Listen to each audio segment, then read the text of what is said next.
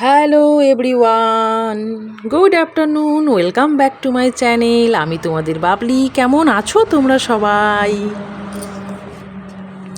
তো আজকে আবারও চলে এসেছি নতুন একটা একদম সিম্পল আর সহজ পদ্ধতিতে বেগুনি করব। কিভাবে দেখো, এই যে এভাবে মোটা মোটা করে কেটে নিয়েছি কিন্তু আমি, ঠিক আছে? অনেক সময় হয় কি বেগুন ভাজাটা খেতে ইচ্ছে করে না, তো একটু রেসিপিটাকে হালকা চেঞ্জ। তো কিভাবে করছি দেখো, একদম এইভাবে গোল গোল করে মোটা মোটা করে কেটে নিয়েছি। তো এবারে আমি এর মধ্যে দিয়ে দেব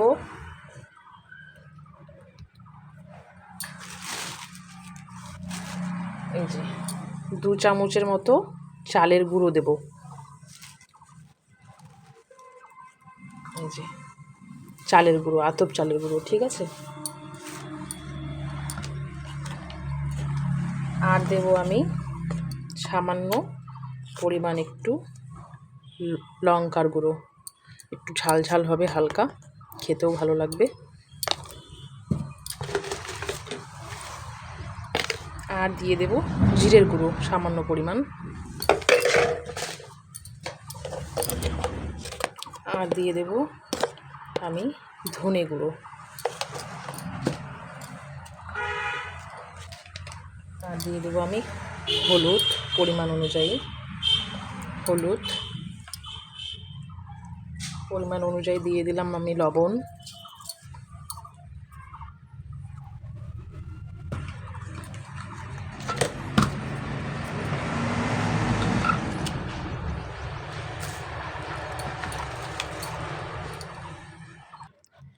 আর দিয়ে দেব সামান্য পরিমাণ কালো জিরে। তো লবণ দিলাম, লঙ্কার গুঁড়ো দিলাম, হলুদ দিলাম, চালের গুঁড়ো দিলাম, জিরে গুঁড়ো, ধনে গুঁড়ো দিলাম, সব কিছু আমার দেওয়া কমপ্লিট। এবারে আমি অল্প পরিমাণ জল দিয়ে এটাকে হালকা করে মেখে নেব। আর হ্যাঁ, তার আগে আমি এই যে হাফ চামচের মতো আমি চিনি দিয়ে দেব।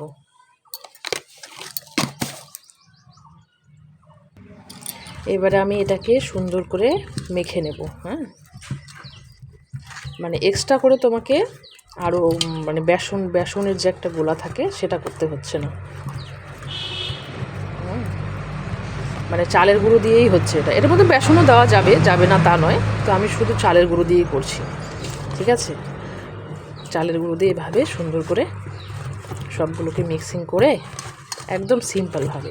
অনেক সময় হয় কি বেগুন ভাজাটা আমাদের খেতে ইচ্ছে করে না, ভালো লাগে না, তো একটুখানি স্বাদটা চেঞ্জ করার জন্য এইভাবে একদম সিম্পল আর সহজ পদ্ধতিতে সব কিছুকে এভাবে সুন্দর করে মেখে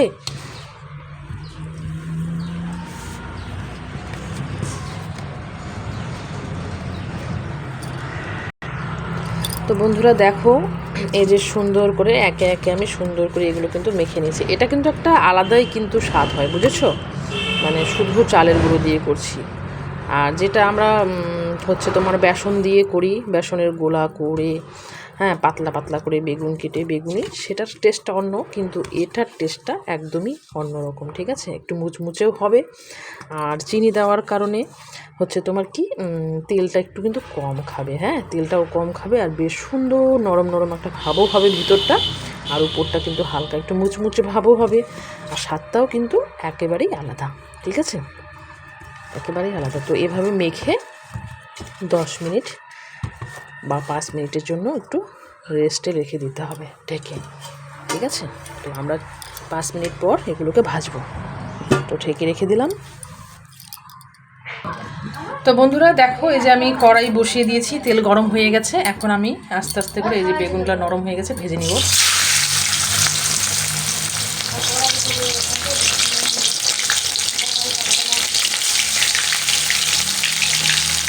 গায়ে কিন্তু এরকম একটু লেগে লেগে থাকবে, হ্যাঁ, চালের গুঁড়ো।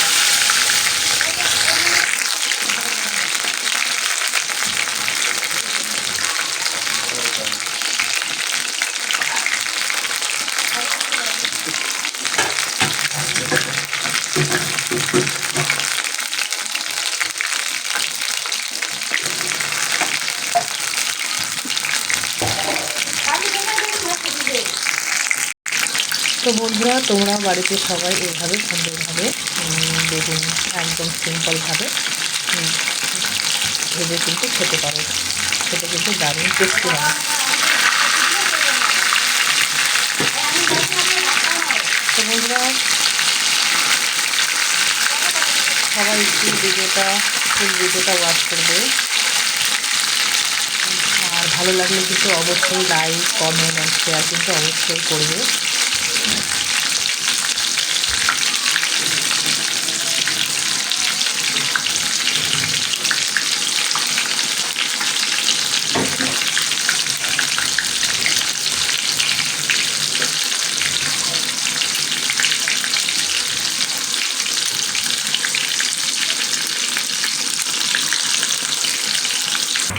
তো বন্ধুরা, এইভাবে উল্টে পাল্টে সুন্দর করে লাল লাল করে একটু ভেজে নেবে, আর খেতেও কিন্তু দারুণ লাগে। হ্যাঁ,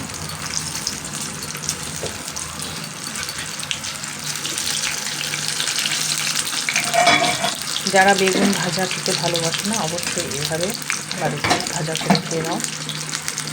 আর ভালো লাগলে আবারও বলছি, অবশ্যই লাইক, কমেন্ট আর শেয়ার করবে। আর আমি জানি আমার বন্ধুরা আমায় এত ভালোবাসে, আমার ফুল ভিডিও ওয়াচ করবে আর এইভাবেই ভালোবাসা দেবে। আর উপরটা যত একটু শক্ত শক্ত ভাব হবে। তো এই যে দেখো বন্ধুরা, কালারটাও কিন্তু বেশ সুন্দর হয়েছে, দেখেছো? সুন্দর কালার হয়েছে। এভাবে সুন্দর করে লাল লাল করে এইভাবে একটু কাট করে সুন্দর করে উঠিয়ে নেব। আমার ভাজা প্রায় শেষ।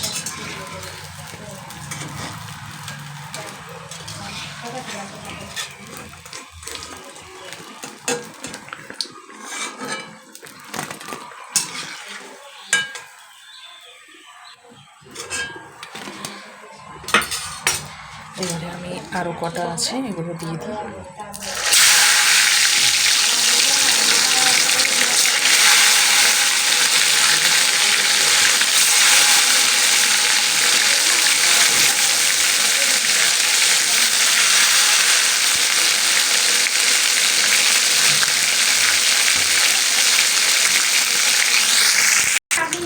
তো বন্ধুরা দেখো, এই যে উলট পালট করে এভাবে সুন্দর করে ভেজে নেবে, বাস।